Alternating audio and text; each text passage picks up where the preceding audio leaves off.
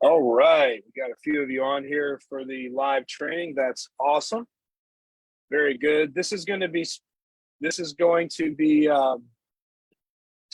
kind of taught as a standalone, so it can be up there, kind of like I mentioned for those that were on the call just a second ago. So this is really your first step when joining the program. It's going to be pinned to the top of the Facebook group, and this is how to make your vision board, and we're going to touch on why you need to make that vision board.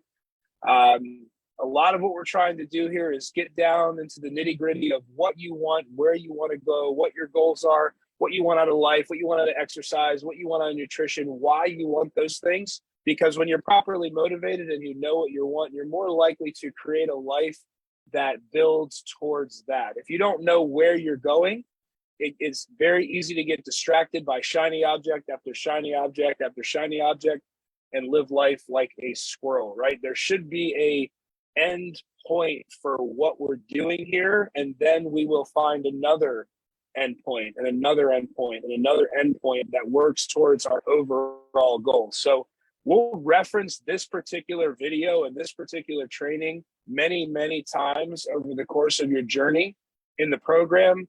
If you hear me mention vision board or your life mission or your life vision, whatever it is, this is what we're talking about. This should be done every year, maybe 2, maybe 6 months. I would say that for first time vision boarders, what I've seen, myself included, is that I went way too conservative, right? Went way too conservative in what I set my goals, because I was trying to set what in my mind were reasonable goals. The only person that tells you you can't have what you want in life is you. The only person that stops you is you. And it's because you don't ask enough, or you don't believe in yourself, or, whatever. Not to say that if you just believe you can have something, you will. But I am saying if you don't believe you can't, if you don't believe you can have something, you won't. There's a lot more steps to getting what you want in life than just believing it. But there is a surefire way to never get anything, and that's to believe you're not worthy, or you can't have it, or somebody else can have it and not you, and you're not good enough, and blah, blah, blah, blah, right? These things, it's not one or the other, right? So this is the first step, is knowing what you want. It involves deep introspection. And I'm going to ask that when you do this exercise, you go somewhere where it's quiet, where you're not distracted, and actually think about what you want, right? They say the lottery thing is kind of it's a pretty common example of, if I won the lottery, I'd quit my job, I'd, leave everything I ever knew and go do X, Y, and Z, right? Like, ideally, we wouldn't be living a life that we hate and we're running away from. But for some people, that would be what would go on their vision board, right? Like, if I won the lottery, I'd quit my job and I'd start a bicycle shop. I'd quit my job, I'd start a CrossFit. I'd quit my job and I'd travel the earth blogging about food in different cities. I don't know, whatever it is, right? So it's going to take some introspection, and it's not like, I think putting on there, I want to lose 5 pounds is severely underselling yourself and severely underthinking what a wonderful, amazing opportunity that life is, So anyway, I'll tell you just that in my personal life, I way undersold my first vision board, accomplished everything in a few months, and had to redo it again to make it more. It's like, oh, wow, if I put something on here and I start making goals and I start taking actionable steps to work towards it, like, I can actually do anything that I put up here. It's amazing, and it's also kind of scary, right? Like, if you put on there that you want to perform in front of thousands of people, and you know that you can do it if you just follow the daily steps to do it, that can be kind of scary, right? So, all right. That's the why. We want to have somewhere to run. We need to sit in a quiet room and just take a look and be ready to look deep inside. Okay, I'm going to share my screen here with the document, and this document is going to be linked in this training. Oh man, I had it pulled up. Where'd it go? It's hiding from me because I'm trying to share my screen. Sorry guys, give me just a second. Let's see here. see if I'm doing this anywhere. Share screen. Oh, it's because Zoom is blocking it. That's why. There we go. I got you.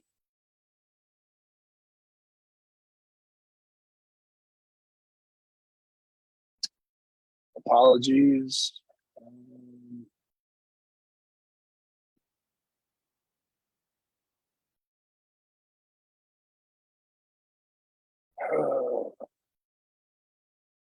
Okay, here we go. So this is the document that is going to be, this is going to be the document that is going to be attached to this training. Okay, most goals are going to fall into these 4 categories, and now you don't have to have 4. I suggest 4 and up to 5. So you're going to have health. You're going to have wealth. You're going to have relationships. Hobbies is one. And you can add a 5th one that is an additional. If you can't fit enough in here, then, maybe. But really, if you can't fit the goal inside of this with like 10-point text inside this goal setting, you have not gotten clarity on your goal. So what I mean is, let's say under health, I want to add 20 pounds to my back squat. I want to eat a little healthier. I want to be able to run a mile without stopping. I want to be able to all these things. And you run out of room. Take a deep dive and understand what is above that. What do all those things fall under, and what do you really want? So something I like to do here, if you can't get clarity on what the actual goal is, let's just use that example of what I said. Ask yourself, why is that important to me? And then take the answer to that and then ask that question again, why is that important to me?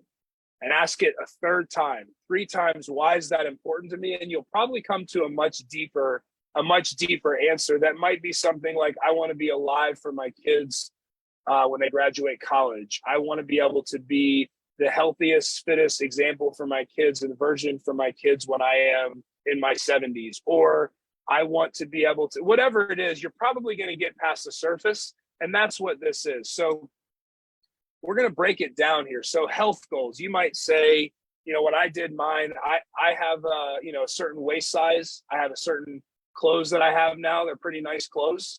I didn't always have that, and I wasn't always there. And I really don't ever want to buy a different size. This is me personally, what's on my current list. So I say I want to stay competitive in CrossFit Die Hard classes.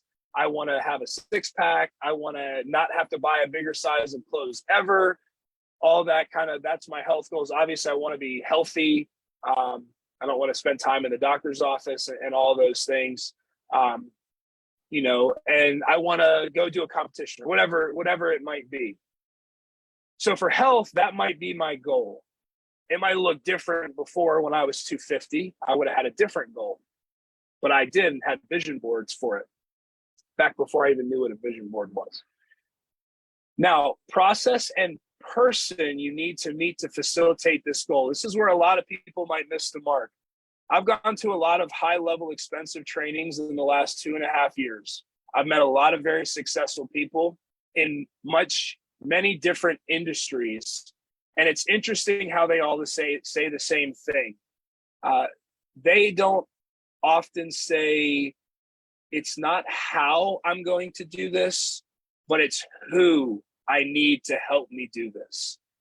Very big on what you would call networking or meeting people that are already doing what you want to do. It's not a how, it's a who, right? So what is the process? What is the person you need to facilitate this goal? I would argue that for some of you, reaching out to me to join this group, someone who's helped tons of people do it, that's helped people, that's done it themselves, is maybe your who for this particular thing. But there might be something else you need help with that you need to meet someone else. So what is the process and person needed to meet and facilitate this goal? So for me to do that, I need to work out 5 to 6 days a week at CrossFit Die Hard, maybe do some extra thing. I also have on mind remain injury free. that means I need to listen to my body and not be a cocky jerk when I'm feeling something and just ignore it and go full send like I did in my younger days. That's going to help me stay injury free. I need to make sure that in order to stay at a size 32 waist and have a six pack and, remain competitive,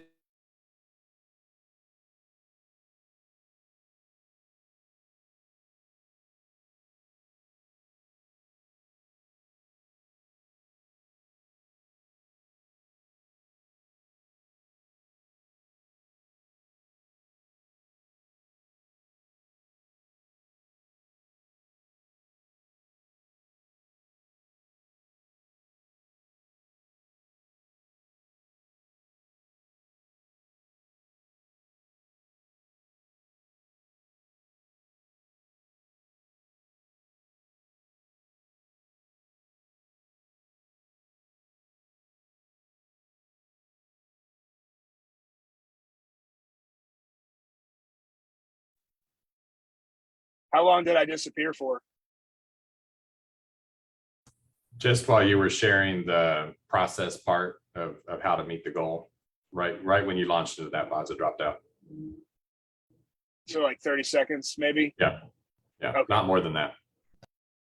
Oh, man. Of course, the internet wants to do this while I'm doing something that I want to use in the future. Okay, here we go. Back to it. So you need to have the process there, right? So for me to remain injury free, I need to listen to my body, right? If I'm not feeling it, I need to not go too heavy, too hard. If I'm not feeling good, I need to listen to what my body's telling me, and I need to make sure that that I'm not, ignoring what's going on, because while I might want to be competitive, and that pushing hard is something that will keep me competitive, I also want to remain injury free. Okay. So I need to make sure I keep my meals prepped to keep my waistline where it is. I need to make sure that I continue to focus on the habit of eating the right foods in the right quantities and the right amounts to help me hit my goal. Okay. Now, wealth goals, right? Some people are very uncomfortable talking about money, about wealth, about, having things or whatnot.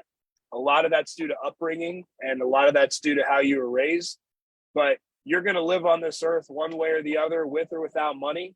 Money in and of itself is not evil or bad. I mean, people that love money and, make all kinds of bad decisions based on money, that might not be the right thing. But, you're either going to have it or you're not going to have it, right? It's a tool of how we live life. You can't live life without money. You can't live life without wealth. You can. It makes life much harder.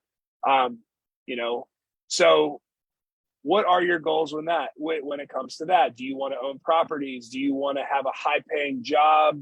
Do you want to own a business? Do you want to have multiple income streams? Have you never thought about it? Did you think that, hey, I go to work 40 hours a week and then I clock out, just like my parents did, just like their parents did, just like my family does? Are you someone that wants to work remotely so you can travel the world and hit maybe one of your other goals? Like, what is your wealth goals? Is it a number? Is it amount of time freedom? Is it amount of, I don't know, being able to work when you want and not work when you don't want? Do you want recognition? Do you want a prestigious job? Do you want to be in charge of something? Do you not want to be seen? Like, what is the goal for wealth, right? Put a number there. The thing about goal setting is it needs to be very specific. Very specific. So whatever your number is, whatever your dream job might be, whatever your scenario is, whatever that is, like, put that in there. And then again, the process and persons you need to meet to facilitate that goal. Well, if you want to get a job with a different company, you better figure out how to meet somebody from that company. A lot of hires are made through internal connections. How can you meet the right people to get you there? If you want to learn to get into real estate or crypto, maybe not right now, or stocks or whatever, like, who do you need to meet? Do you need to join a group of people that already do it? Do you have someone in your head that knows more about that thing than you? Do you have something that you could follow? Is there a workshop you could attend? Is there, like, what is the next few steps to get you there to help you hit that wealth goal? You can literally learn how to do absolutely anything on YouTube for free right now. There's not a lack of resources. There's a lack of resourcefulness. If you don't know anything about real estate, if you don't know anything about stocks, if you don't know anything about bonds, if you don't know anything about money, if you don't know anything about automating a business, there is literally more content than you could ever consume on YouTube. And it might not all be right, and it might not all be what you need, but it is a starting point. It is an action step that you could take to get you to the next point, and to the next point, and to the next point. You find someone that resonates with you, and then you reach out to them, and then you figure it, you know what I mean? So it's there. It's just not right there. It takes a little action, takes a little getting your hands dirty. So what is the process and the person you need to meet and facilitate that goal? Relationships. This could be find a husband or a wife, get married. If you're already married, it could be continue to have a good relationship with that person. Continue to date your wife, continue to date your husband. Or it could be, that, and I want to spend X amount of time with my kids on their own every day or on their own every week. And I want to be with my family X amount of time. And maybe I want to really nurture and cultivate like 1 to 2 of my good friendships, because as we know, as adults, it becomes harder and harder and harder to make and keep friends. A lot of times we lose connection, we get different interests, all that. And if you're lucky enough to have good friends in your life at this stage of the game, like what could be something that could be a goal on your board? Like, I want to make sure that I create and nurture X amount of friendships, and not only that, like maybe cut out some of the meaningless surface relationships that I've been trying to hold on to from previous points in my life. It could be that too. It could be any kind of interpersonal relationship here. Hobbies, if you're a musician, if you're a cook, a chef, if you're a writer, if you're a artist, if you're a underwater basket weaver, whatever it is that you do, that you want to do. This could be learn a new hobby, right? This could be, I've always wanted to X, but I never made the time to do it. I've always wanted to be good at this, but I learned when I was a kid, and then now I don't practice. So let's say for me, I want to perform on a stage someday with a guitar or a piano or something. If that was on my board, if I wanted to be an entertainer, if I wanted to do something like that, what would I need to do that? Well, one, I would need to get my skill set back up to where it needs to be to do that, right? We talked about level 10 opportunity meets level 10 skill set. If you meet the right person, find the right person, your skill set's down here, it's not going to work. If you have an amazing skill set, but you don't have the opportunity, doesn't work either. So I'm going to need to practice an hour a day, 5 days a week, or 2 hours a day, 3 days a week, or whatever I determine. And then I'm going to need to say, where do I want to play, right? You can make this as big or as small as you want. I want to play the Buck Stadium with Kenny Chesney. Well, while it seems like a big goal, it is, but it still breaks down into small steps. What is the next step? One, you got to get really freaking good at whatever it is you're going to do, whatever instrument you're going to play. 2, you need to put yourself in that circle and figure out how you can get yourself in that circle. What does he like? Where does he hang out? What's the process for becoming a musician in his circle? Like those are little things you can find out if you dig deep enough, if that's your goal. If that's not your goal, if you just want to, do the open mic night up there at Hull's Seafood on Saturday night, you should probably start going to eat at Hull's. You should probably talk to the manager there. You should probably go up and ask him, hey, who'd you talk to get this gig? They'll tell you, oh, that guy right over there. Oh, go talk to him. Figure out, and you can put yourself in that circle very quickly if you decide it's what you want to do. Okay, so that's just one example. Another hobby could be, well, we really don't need another hobby. you could pick your own hobby. And then, like I said, up to 5. So you could do an additional health, an additional wealth, an additional relationship, or an additional hobby, whatever you want, and put that down there. Okay. And now the next part is kind of for fun. This was just a little one. This was part of my initial one that I made. This is incomplete, right? So for mine, I wanted to play golf every week. I want to be a certain handicap playing golf. So I put that there. I wanted my truck to look like this. I found this truck. This is actually the wheels and tires that I had put on my truck. This is from a long time ago. And I bought the truck that I wanted. And this is travel, right? This is a picture from my honeymoon in Maui, I believe, if I remember right. And I wanted to continue travel with Andrea because we love to do that together. And it's incomplete. This was my original one, but this isn't all of it. It's just kind of here to give you an example. And then some people like to actually cut it out, cut stuff out of magazines or whatnot. That's a little old school right now. You can go find any image you want on the internet, put it on there and print it out.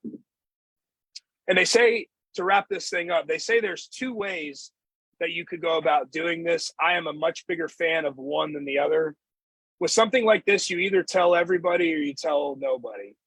I'm not a big fan of telling everybody. I can't tell you how many times I've seen people post stuff on Facebook and, that's it. It's just looking for attention for some people, not for everybody. But what you got to be careful of is you set this goal and you decide it, you put all this together. Sometimes psychologically, sharing it with 1 or 2 people actually scratches the itch of doing it, and you'll become less likely to do it. Okay. Less likely to do it. So I'm not the biggest fan of like taking and putting a very personal vision board out for everybody to see. What I do suggest you do is put it somewhere you'll see it every day. Mine, I have 2. They're the same, but I have 2. One is right there in my office and one's in my closet. I see it every day. Everything on there is top of mind. In this group, you'll hear me talk about the reticular activating system quite a bit. It's a little filter in the back of your brain. It filters how you see the world. Basically, your brain takes in 7 million pieces of information per second and can process 2 million. Whatever you're thinking about is the saying is what you think about, you're going to bring about. It's how you're able to bring stuff to light. People call it, manifesting. People call it a lot of other things. But what you're doing, you'll hear us talk about positivity as well and gratitude. If you choose how you see the world, your brain then filters things coming in based on that. So if you keep your goals top of mind, if you keep them where you see them, you're going to be thinking about them. The more you think about them, the more likely you are to take those action steps, right? So that's really the whole thing behind it. We want to self-introspect, figure out what we actually want.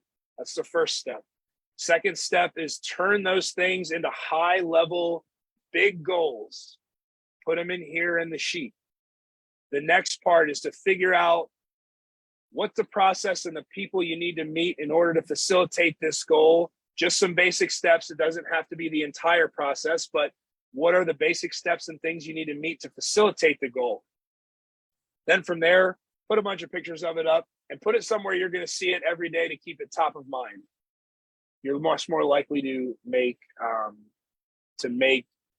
action and make decisions towards them if you're constantly thinking about it. Like, oh yeah, I did say I wanted to play music. That was 3 months ago. How many times have I practiced? How many times have I played? None? Oh, okay.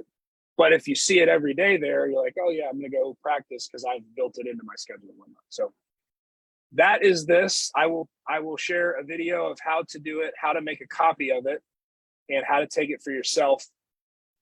And then you can print it out. For those of you that I have on here, did anybody have anything they wanted to add? Any questions? Anything that you want to add, or was that pretty explanatory? Awesome. This is something that we're going to be doing.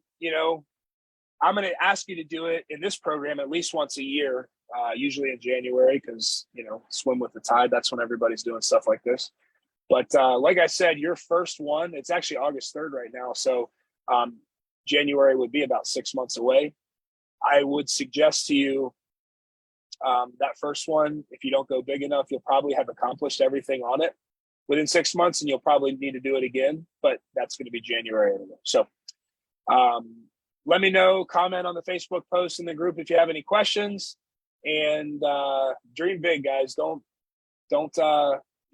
do like, I want to lose 5 pounds and I want to do, I don't know, whatever something silly is. Make something big that you actually want, put it on there, and just watch it happen. Have a great day. See you guys soon.